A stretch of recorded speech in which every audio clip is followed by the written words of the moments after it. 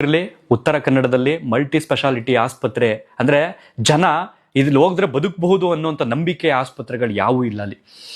ನಿಮ್ಮ ರಾಜಕಾರಣಿಗಳು ನಿಮ್ಮ ಜನ್ಮಕ್ಕೆ ನಾಚಿಕೆ ಆಗಲ್ವಾ ನಿಮ್ಗಳಿಗೆ? ಜನಗಳು ಓಟ್ ತಕೊಂಡು ಬದುಕ್ತಾ ಇದ್ದೀರಲ್ಲ ಈ ಕ್ಷಣದವರ್ಗಳಿಗೆ, ಒಬ್ಬನಿಗಾದ್ರೂ ಧೈರ್ಯ ಅಲ್ವಾ? ಒಬ್ಬನಿಗಾದ್ರೂ ಮನಸಾಕ್ಷಿ ಬೇಡವಾ ನಿಮ್ಗಳಿಗೆ? ಒಂದು ಮಲ್ಟಿ ಸ್ಪೆಷಾಲಿಟಿ ಆಸ್ಪತ್ರೆ ಕಟ್ಸ್ಕೊಡ್ಬೇಕು ಆ ಜನಗಳಿಗೆ ಅನ್ನೋಂಥದ್ದನ್ನ.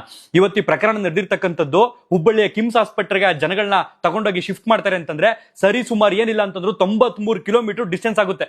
ಆ ಗುಳ್ಳಾಪುರ ಅಂತ ಜಾಗದಲ್ಲಿ ಬಿದ್ದವರಲ್ಲ ಜನ, ಅಲ್ಲಿಂದ ಹುಬ್ಳಿ ಕಿಮ್ಸ್ ಆಸ್ಪತ್ರೆ ಕರ್ಕೊಂಡು ಹೋಗೋದಕ್ಕೆ 93 ಕಿಲೋಮೀಟರ್.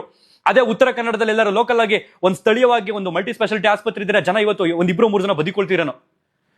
ನಾಚಿಕೆ ಆಗ್ಬೇಕು, ಜನಗಳಿಗೆ ನಾಚಿಕೆ ಆಗ್ಬೇಕು. ಫಸ್ಟ್ ಇಂಥವ್ರನ್ನೆಲ್ಲ ನಾಲಾಯಕ್ಗಳನ್ನ ಆಯ್ಕೆ ಮಾಡ್ತಿರಲ್ಲ ಆ ಭಾಗದಲ್ಲಿ. ನೀವು ಹೆಚ್ಚು ಕಡಿಮೆ ಎಷ್ಟು ವರ್ಷಗಳಿಂದ ಕೇಳ್ತಾ ಇದೀರಿ, ಎಷ್ಟು ವರ್ಷಗಳಿಂದ ಹೋರಾಟ ಮಾಡ್ತಾ ಇದೀರಿ, ಆಸ್ಪತ್ರೆ ಬೇಕು ಉತ್ತರ ಕನ್ನಡಕ್ಕೆ ಆಸ್ಪತ್ರೆ ಬೇಕು ಅಂತ ಎಷ್ಟು ಜನ ಕೇಳ್ತಾ ಇದೀರಿ.